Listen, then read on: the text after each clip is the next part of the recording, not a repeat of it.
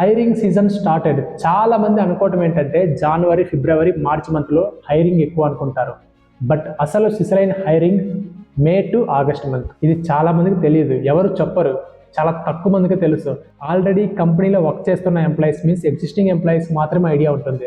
ఈ మంత్స్ లో ఎక్కువ రీప్లేస్మెంట్ హైరింగ్ ఉంటుంది. అసలు రీప్లేస్మెంట్ హైరింగ్ అంటే ఏంటి, ఎందుకు ఈ మంత్స్ లో జాబ్స్ కొంచెం ఎక్కువ డిమాండ్ ఉంటుంది, 90 days నోటీస్ పీరియడ్ అంటే కంపెనీస్ అసలు ఎందుకు ఇంట్రెస్ట్ చూపించట్లేదు, ఈ పాయింట్స్ అన్ని ఈ వీడియోలో డిస్కస్ చేద్దాం. Watch till end without skipping. జనవరి, ఫిబ్రవరి, మార్చ్ మంత్స్ లో న్యూ ప్రాజెక్ట్స్ కి కొంచెం హైరింగ్ ఎక్కువ ఉంటుంది. But June, July, August months లో హైరింగ్ గట్టిగా ఉంటుంది. ఈ 3 months లో రీప్లేస్మెంట్ హైరింగ్ ఎక్కువ. జనవరి, ఫిబ్రవరి, మార్చ్ మంత్స్ లో న్యూ ప్రాజెక్ట్స్ ఎక్కువ బిలబుల్ అవుతుంటాయి. నెక్స్ట్ జూన్, జూలై, ఆగస్ట్ ఈ 3 months లో ఎంప్లాయీస్ చాలా మంది రిజైన్ చేసి వెళ్ళిపోతుంటారు. రెసిషన్ వల్ల ఆర్ ఫైరింగ్ వల్ల ఏం కాదు, ఎంప్లాయీసే హైక్స్ అని బోనస్ తీసుకొని వెళ్ళిపోతుంటారు. ఇంకా కొంతమంది ఎంప్లాయీస్ అయితే వాళ్ళు హైక్స్ వచ్చిండవు, బోనస్ రాక ఫ్రస్ట్రేషన్లో, డిసప్పాయింట్మెంట్లో రిజైన్ చేసి వెళ్ళిపోతుంటారు. నాలాంటి వాళ్ళు అక్కడక్కడ ఉంటుంటారు, హైక్ తీసుకొని న్యూ కంపెనీస్కి స్విచ్ అవుతుంటారు. మీకు ఇలాంటి ఇన్ఫర్మేషన్ ఫర్దర్గా నా నుంచి కావాలంటే ఎవరైనా జాబ్ సీకర్స్ కానీ, స్టూడెంట్స్ కానీ ఎవరైనా హై ప్యాకేజ్ ఏమైనా క్రాక్ చేయాలనుకుంటున్నా సరే, కొత్తగా చూస్తుంటే మీరు చేయాల్సింది నా ఛానల్ని సబ్స్క్రైబ్ చేసుకోండి. ఇప్పుడే మే మంత్లో కొంచెం మోడరేట్గా ఉంటుంది హైరింగ్. ఈ జూన్ టు ఆగస్ట్ మంత్లో న్యూ ప్రాజెక్ట్ హైరింగ్ అంటే రీప్లేస్మెంట్ హైరింగ్ కొంచెం ఎక్కువ ఉంటుంది. చాలా మంది రిజైన్ చేసే టైం కదా ఈ మంత్లో. మనం ఏమనుకుంటామంటే ఇయర్ ఎండ్లో ఎక్కువ రిజిగ్నేషన్స్ అనుకుంటాం. బట్ మెయిన్గా జూన్, జూలై, ఆగస్ట్ ఈ 3 monthsలో చాలామంది వెళ్ళిపోతుంటారు. హైక్స్ అండ్ అప్రైజల్స్ ఈ 90% మోస్ట్లీ కంపెనీస్ అన్నీ ఈ 3 monthsలోనే ఇచ్చేస్తాయి, అలానే చేస్తాయి. సపోజ్ ఒక ఎంప్లాయీ జూన్ మంత్లో బోనస్ తీసుకొని రిజైన్ చేశాడు అనుకో, వన్స్ ఒక ఎంప్లాయీ రిజైన్ చేశాడు అంటే ఆ employee 90 days notice period serve చేయాలి. ఈ 90 days లోపే ఆ పొజిషన్ ఇప్పుడు ఇమీడియట్గా రీప్లేస్ చేయాలి. ఇలా కొన్ని thousands ఆఫ్ పొజిషన్స్ అవైలబుల్లోకి వచ్చేసాయి. అప్పుడు హైరింగ్ ఆటోమేటిక్గా కొంచెం పెరిగిపోతుంది నార్మల్గా ఉండే హైరింగ్ కంటే. ఇప్పుడు ఎక్కువ హైరింగ్ ఉంటుంది. సో ఇలాంటప్పుడు ఇమీడియట్ పొజిషన్స్కి ఇమీడియట్ జాయినర్స్ ఉంటారు కదా, వాళ్ళకి ఎక్కువ బెనిఫిట్ ఉంటుంది, వాళ్ళకి ఎక్కువ ఛాన్సెస్ ఉంటాయి. నేను సెకండ్ కంపెనీలో ఉన్నప్పుడు చాలా మంది ఎంప్లాయీస్ ఈ 2 monthsలోనే వెళ్ళిపోయారు. మా టీం నియర్లీ ఒక 30 people ఉంటారు.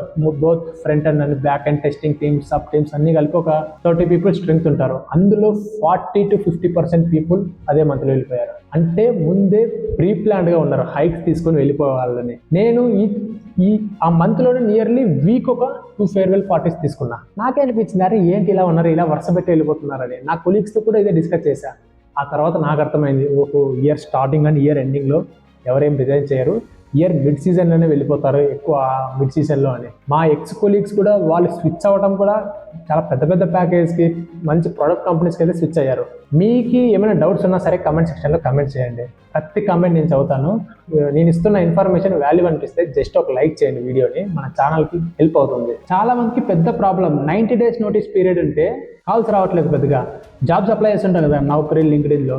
కాల్ వచ్చింది అనుకో, 90 days నోటీస్ పీరియడ్ అంటే కంపెనీస్ హైర్ చేసుకోవడానికి ఇంట్రెస్ట్ చూపించట్లేదు. బట్ ఇమీడియట్ జాయినర్స్కి అయితే ఎక్కువ ఇంట్రెస్ట్ చూపిస్తున్నాయి. 90 days నోటీస్ పీరియడ్ అంటే కాల్స్ కూడా చాలా తక్కువ వస్తున్నాయి ఇమీడియట్ జాయినర్స్తో కంపేర్ చేసుకుంటే. ఎందుకంటే రీజన్ ఏంటంటే వాళ్ళు ఫాస్ట్గా ఆ పొజిషన్ని ఫిల్ చేయాలి, అదే వాళ్ళ డ్యూటీ. ఈ 90 days నోటీస్ పీరియడ్ వల్ల చాలామంది ఎంప్లాయీస్, కంపెనీస్ కూడా స్విచ్ అవ్వలేకపోతున్నారు. కంపెనీస్ కూడా పీపుల్ని అంత ఈజీగా ట్రస్ట్ చేయట్లేదు. లాస్ట్ మూమెంట్లో ఈ ఎంప్లాయీ మరీ ఎక్కడ హ్యాండ్ ఇచ్చేస్తాడేమో అని. అండ్ ఆల్సో వాళ్ళకి ఇంకా రిక్వైర్మెంట్ కూడా చాలా ఇమీడియట్ రిక్వైర్మెంట్ ఉంటుంది చాలా పొజిషన్స్కి. సో కొన్ని కంపెనీస్ యాక్సెప్ట్ చేస్తాయి 90 days నోటీస్ పీరియడ్ ఉన్నా, బట్ మోస్ట్లీ యాక్సెప్ట్ చేయవు. ఎవరు యాక్సెప్ట్ చేస్తారంటే బల్క్ హైరింగ్ చేసుకుంటారు. కొన్ని service tech companies bulk hiring చేసుకుంటాయి, వాళ్ళైతే ఖచ్చితంగా యాక్సెప్ట్ చేస్తారు 90 days నోటీస్ పీరియడ్ కూడా. ఈ బిగ్ సర్వీస్ బేస్డ్ కంపెనీస్ వాళ్ళు ఇమీడియట్ పొజిషన్స్కి ఏం బల్క్ హైర్ చేసుకోరు. వాళ్ళకి ఆల్రెడీ నార్మల్గా ర్యాండమ్గా ఎంప్లాయీస్ని హైర్ చేసుకొని రిక్వైర్ ఉన్న ప్రాజెక్ట్లో డిప్లాయ్ చేస్తారు. సో ఇలాంటి కంపెనీస్ కోసం మనం వెయిట్ చేయాలి. అప్పుడే మనం సేఫ్గా రిజైన్ పెట్టేసి ఆ తర్వాత 90 days నోటీస్ పీరియడ్లో వేరే కంపెనీస్కి immediate joining or 1 month notice period accept చేసే కంపెనీస్ని క్రాక్ చేయొచ్చు. ఈ big service based companies like Accenture, Infosys, TechM, HCL, Wipro లాంటి కంపెనీస్ మోస్ట్లీ బల్క్ హైరింగ్ చేస్తుంటాయి. ఒక 3-4 months 5 months ముందు వీళ్ళకి క్యాండిడేట్స్ని హైర్ చేసుకోవాలి, ఇన్ని ప్రాజెక్ట్స్ వస్తున్నాయని వీళ్ళకి ఆల్రెడీ ఇన్ఫర్మేషన్ ఉంటుంది. సో ఈ క్యాండిడేట్స్ అన్ని హైర్ చేసుకోవాలని హైర్ చేసేసుకుంటాయి. చాలా టైం ఉంటుంది వాళ్ళకి. అప్పుడు హైరింగ్ స్టార్ట్ చేస్తారు. ఒక ఫ్రెషర్ కానీ ఎక్స్పీరియన్స్ వాళ్ళకని సపరేట్ సెక్షన్ ఉంటాయి. అది కూడా హైరింగ్ కూడా వాళ్ళు బల్క్ హైరింగ్ ఉంటుంది. నార్మల్గా పొజిషన్ హైరింగ్ ఏమి ఉండదు. ఈ థౌజండ్స్ ఆఫ్ రిక్వైర్మెంట్స్ ఉంటాయి వాళ్ళకి.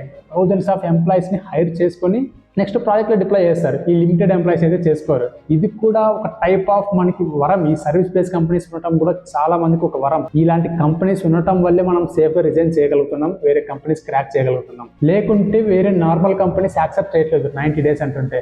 చాలా మంది ఎంప్లాయీస్ అలానే చేస్తారు. ఫస్ట్ ఏదో ఒక ఆఫర్ తీసుకొని హ్యాండ్లో పెట్టుకొని ఎంతో కొంత ఒక 20%, 30%, 40% హైక్ తీసుకొని ఆ హైక్తో రిజైన్ చేసి ఆ తర్వాత వాళ్ళకి నచ్చిన కంపెనీస్లో వాళ్ళకి నచ్చిన శాలరీస్లో జాయిన్ అవుతుంటారు, కౌంటర్ ఆఫర్ ఇచ్చేస్తుంటారు.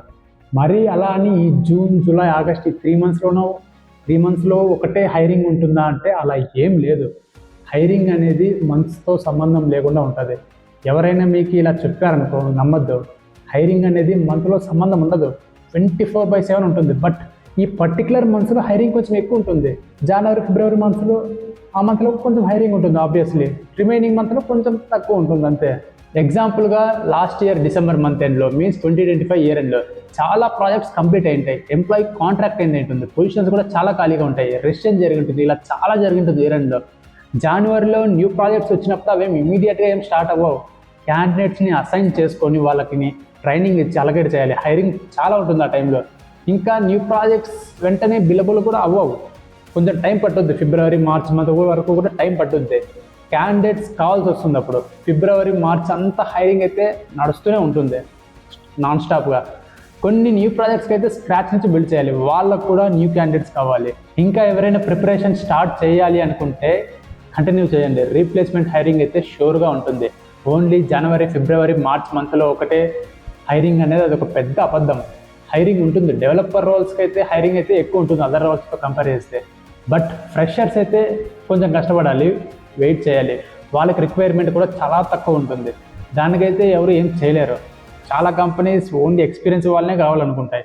ఎందుకంటే వాళ్ళు ఎక్స్పీరియన్స్ వాళ్ళైతే కొంచెం క్వాలిటీ వర్క్ ప్రొడ్యూస్ చేస్తారని అంతే, వేరే ఏం లేదు. బట్ స్టిల్ కంపెనీస్ ఫ్రెషర్స్ని యాక్సెప్ట్ చేస్తున్నాయి. వెయిట్ చేయాలి అంతవరకు. జస్ట్ 3 months ఏప్రిల్, మే, జూన్ బాగా హార్డ్ వర్క్ చేసి అప్లై చేయి. కాల్స్ వచ్చే వరకు నీ ప్రిపరేషన్ ఇంప్రూవ్ చేస్తూ ఉండాలి డే బై డే. కాల్స్ పైన కూడా మనం ఎక్కువ హోప్స్ పెట్టుకోకూడదు. ఎన్ని అప్లై చేసినా అందులో చాలా చాలా తక్కువ కంపెనీస్ నుంచే కాల్స్ వస్తాయి, అవి కూడా రాకపోవచ్చు. So don't worry. నీ డ్యూటీ ఏంటి? ప్రిపరేషన్ స్ట్రాంగ్ చేసుకోవడం, డైలీ నీ ప్రొఫైల్ని పోర్టల్లో అప్డేట్ చేస్తూ ఉండటం అంతే. So don't expect immediate calls. నేను ఆల్రెడీ వీటిపైన ఒక సిరీస్ చేస్తున్నా. లింక్డ్ఇన్లో జాబ్స్ ఎలా అప్లై చేయాలి, నౌకరీలు ఎలా అప్లై చేయాలి, రెఫరల్స్ ఎలా తీసుకోవాలని ఆ వీడియోస్ ఫాలో అవ్వండి. ఒక సిరీస్ చేస్తున్నా. Links in description. ఈ వీడియో చేసే టయానికే ఆల్రెడీ 2 videos ఏం చేసేసా. Go and watch it. Thank you for watching.